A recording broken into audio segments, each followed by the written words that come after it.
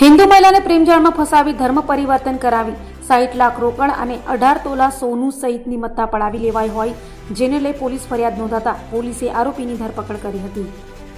Lalgate police પાસેથી મળતી માહિતી મુજબ ગોદો રોડ પર આવેલા જાણીતા રેડીમેડ કપડાના શોરૂમમાંથી એનઆરઆઈ મહિલા દીકરી માટે ઓનલાઈન કપડાની ખરીદી કરી હતી.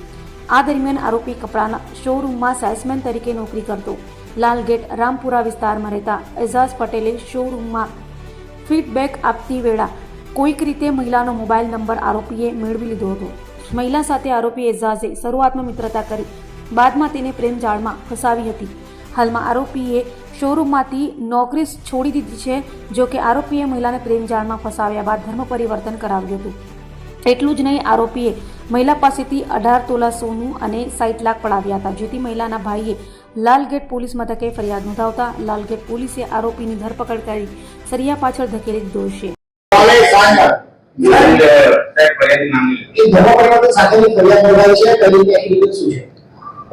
ગઈ તારીખ 16/2/2026 ના એક ફરિયાદ નોંધાયેલી છે, જેમાં એક ભોગ બનનાર મહિલા અત્યારે યુએસએ રહે છે અને તેની સાથે અત્રેના લાલગેટ પોલીસ સ્ટેશન વિસ્તારમાં રહેતા એજાજ સલીમભાઈ પટેલ ઉંમર વર્ષ 32 નાઓએ તેની સાથે ગોરદોડ રોડ પર G3 ફેશનમાં ઓનલાઈન ઈ કોમર્સ વિભાગમાં કામ કરતો હોય અને ઓનલાઈન શોપિંગ દરમિયાન તે એના કોઈ પણ રીતના સંપર્ક નંબરો મેળવી અને તેની સાથે મિત્રતા કેળવેલી.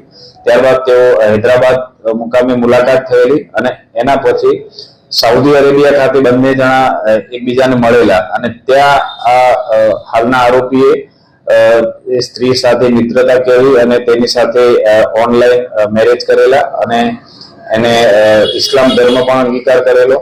ત્યારબાદ તેઓ ઇન્ડોનેશિયા મુકામે પણ મળેલા હતા. આ બધી મિત્રતા દરમિયાન હાલના આરોપીએ ભોગ બનનારને અલગ અલગ ઈમેલ ને ટેલિફોન તેમજ મોબાઈલ વોટ્સઅપથી અત્યાર સુધી 60 લાખ રૂપિયાની માગણી કરી અને તે મેળવી ચૂકેલો છે.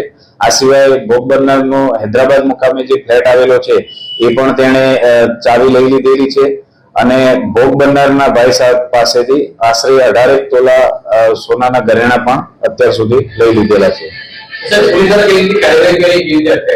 હાલમાં ફરિયાદી દ્વારા ફરિયાદ આપતા ભોગ બનનારના ઈમેલ સ્ટેટમેન્ટ આધારે આરોપીને અટક કરવામાં આવેલ છે અને ગઈકાલે કોર્ટમાં રજૂ કરી 1 દિવસના રિમાન્ડ મેળવી અને આગળની તપાસ ચાલુ છે.